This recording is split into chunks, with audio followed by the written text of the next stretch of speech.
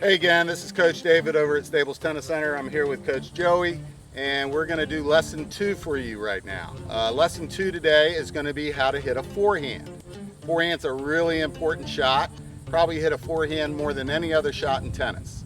So let's just get right to it, right? So the first thing we need to do with the forehand is make sure we're holding the racket properly. The best way to figure out how to hold the racket properly for your forehand is you put your hand on your strings and you run it straight down like so. Another way of thinking about it is shaking hands with it. What we don't want to do is have that hammer grip like we talked about for our flip-flops for our forehand. We're not going to use that grip. We want to use a forehand grip, which is a shake hands grip, where you can just run your hand down. Another way of finding it is doing it that way as well, right? Correct. So, before we start with the forehand, right, we have to be in a good ready position. So ready position means you're ready for anything, right? Like you're playing shortstop or you're a linebacker. You are ready to move. So the ball comes to the right side of your body if you're right-handed, the left side if you're left-handed. It comes to the right side, you turn, right? You're going to tread water, which means you're going to move your feet without going anywhere, and you're going to tap. And we can talk about all kinds of different little terms, but we're going to keep it super basic. Again, we're going to get to ready position, we're going to turn, and we're going to tap. Now notice this is treading water. This just gets you moving while you're waiting on the ball, and then you want to stride as you hit, right? So what we're going to do is we're going to take this over to the backboard over here, which is a great way to learn how to play tennis. And we have a small one here at Stables Tennis Center.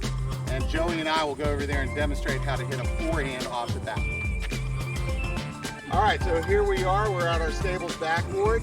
Notice I'm about this close to the wall because I'm using this red low compression ball. If I had an orange ball, I would be a little further back, and if I had a regular ball, I'd be even further back because it's a lot more bouncy. So this is a great way to learn is using these low compression balls. So I'm at the backboard, I'm in ready position, I turn, I throw the ball up, I let it bounce, and tap. And we catch it, right? That's progression 1. Again, I turn, I throw the ball up, and I tap. This is a common mistake that I see.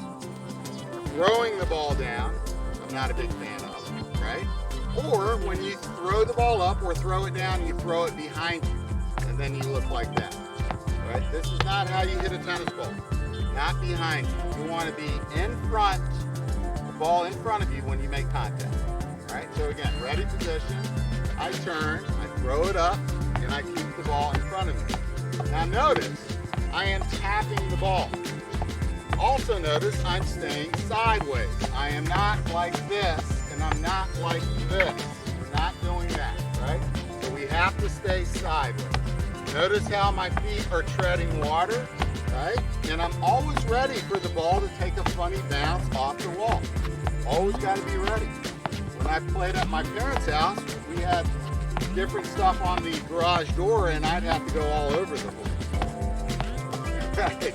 Took all kinds of that down. So you can see this looks pretty easy, but it's a lot harder than it looks. So your goal would be, perhaps, like I demonstrated earlier, you hit one ball and catch. This is called a lobster catch, by the way. Lobster claw. So don't catch it like an alligator, catch it like a lobster claw. Again, so I tap, maybe 2 in a row and then catch. And then try to get to maybe 5 in a row. 2, 3, 4, 5. And then I can catch. Joey's going to try to get 10 in a row. Here we go. Here we go.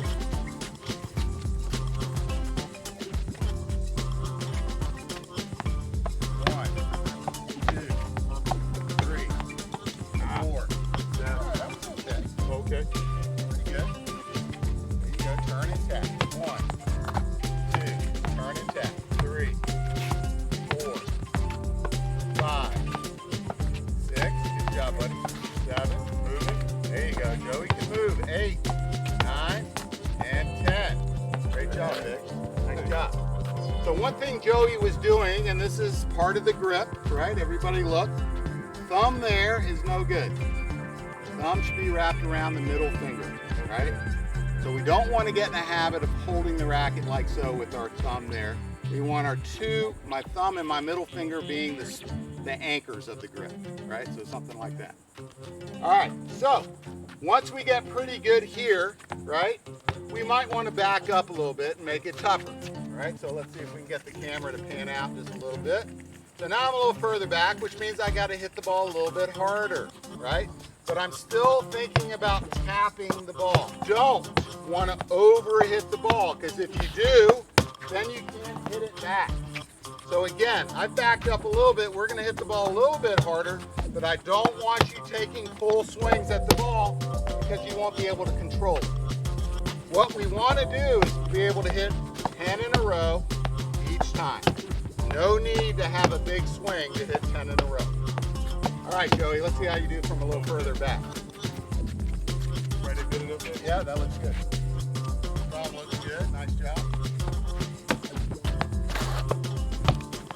Oh, it's back. Look at it. Natural. Nice.